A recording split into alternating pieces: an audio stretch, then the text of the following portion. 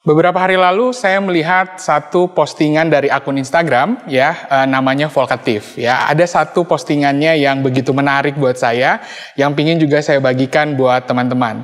Ada dua bagian dan bagian pertama yang ingin saya sampaikan dulu kepada teman-teman ya. Bagian pertama dia bilang gini teman-teman. Sahabat itu kadang nggak bisa ngilangin masa lalu. Nah, saya setuju dengan pernyataan ini gitu ya. Kadang saya ataupun mungkin teman-teman gitu ya, ketika menghadapi masalah atau tantangan, yang kita cari bukan solusi, tapi bisa jadi sebenarnya kita ngobrol sama teman-teman kita untuk lebih mencari kejelasan. Sebenarnya apa sih yang kita rasakan dan apa yang kita hadapi. Nah, jika teman-teman merasakan hal itu juga, bisa jadi yang teman-teman butuhkan itu adalah sesi coaching. Mungkin teman-teman ada yang sudah pernah mendengarkan apa itu coaching, ataupun mungkin juga ada yang belum familiar. Apa sih itu coaching? Gitu ya. Nah, saya melakukan survei kecil di akun Instagram pribadi saya nanyakan kepada follower saya gitu ya.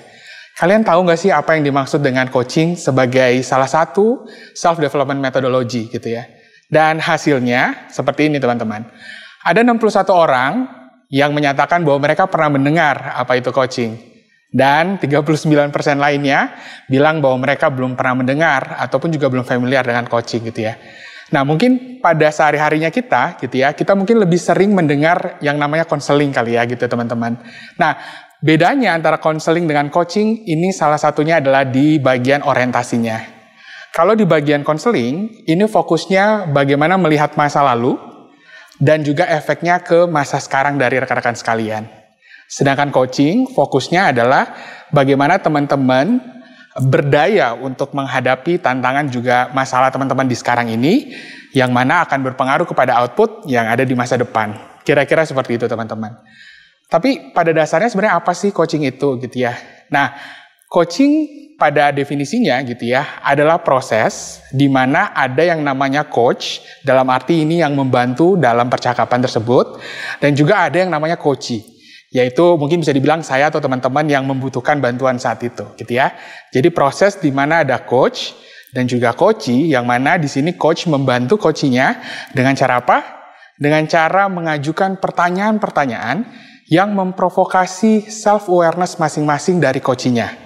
Untuk apa? Supaya coachee-nya itu bisa menemukan solusi dari masalah yang dihadapinya sendiri, gitu ya. Karena mindset-nya adalah coachee bisa menyelesaikan masalahnya sendiri, seperti itu.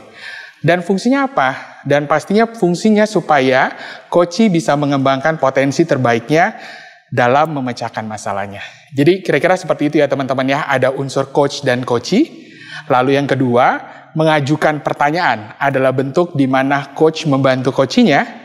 Dan untuk apa? Untuk coachee-nya bisa menemukan jawaban atas masalahnya sendiri, sehingga potensi terbaiknya juga bisa ikut dikembangkan. Nah, mungkin ilustrasinya seperti ini teman-teman ya. Yang namanya coachee, saat itu ketika datang kepada coach-nya gitu ya, ibaratkan sebagai semak belukar yang lebat sekali gitu ya. Itu ibaratkan yang ada di kepala oleh para coachee-nya ya. Jadi bisa jadi saat itu ketika masalah yang dia hadapi, dia tuh sebenarnya belum tahu, gue tuh harus ngapain ya, gitu. Karena begitu banyak yang ada di kepalanya dia.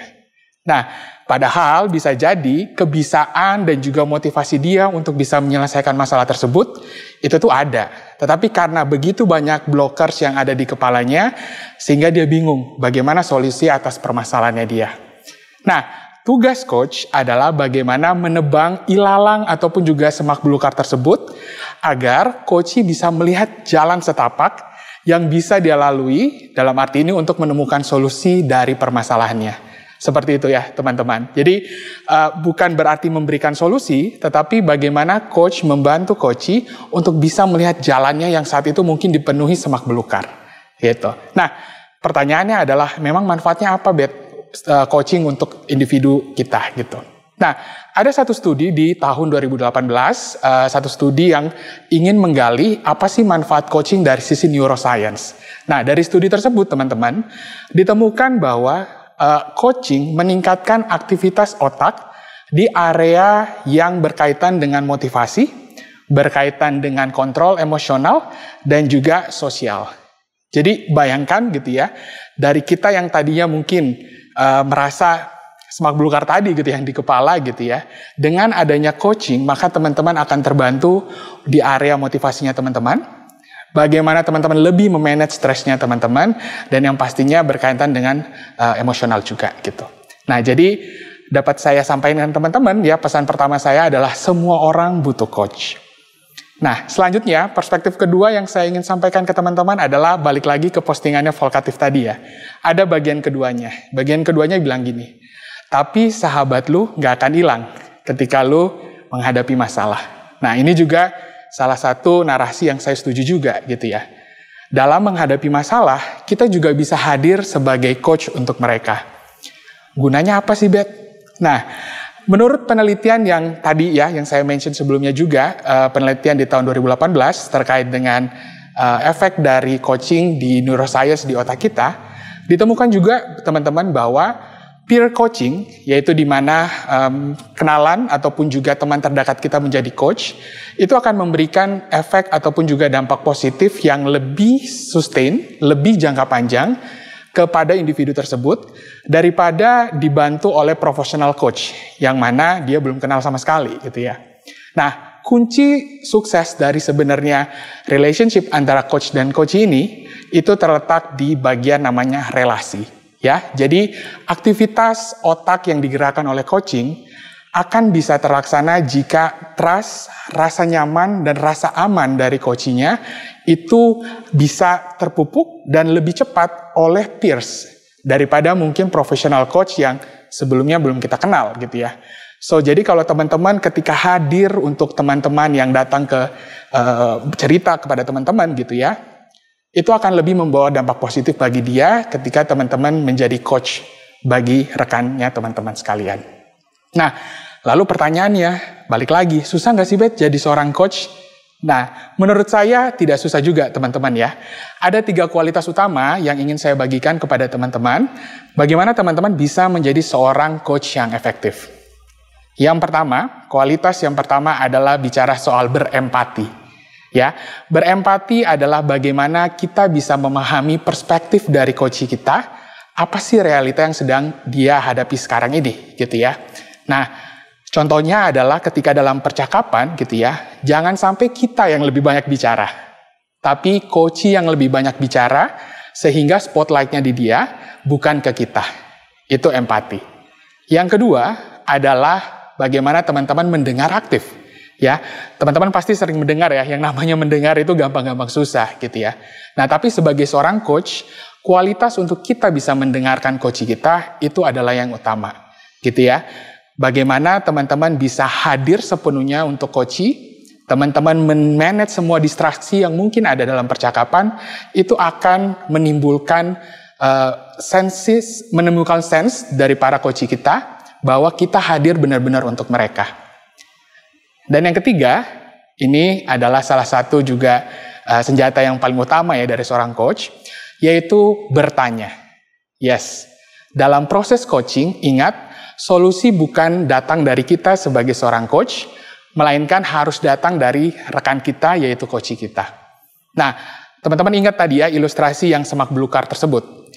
Ketika kita membantu, kita membabat ilalang ataupun semak belukar tersebut, tingkat ketajaman untuk kita membabat semak belukar itu sama saja direpresentasikan dengan tingkat ketajaman kita mengajukan pertanyaan untuk coach kita.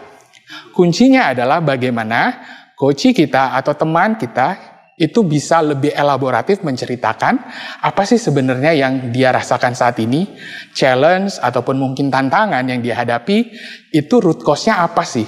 Dan itu hanya bisa difasilitasi kalau teman-teman menggunakan pertanyaan-pertanyaan yang membuat dia lebih elaboratif. Contohnya apa?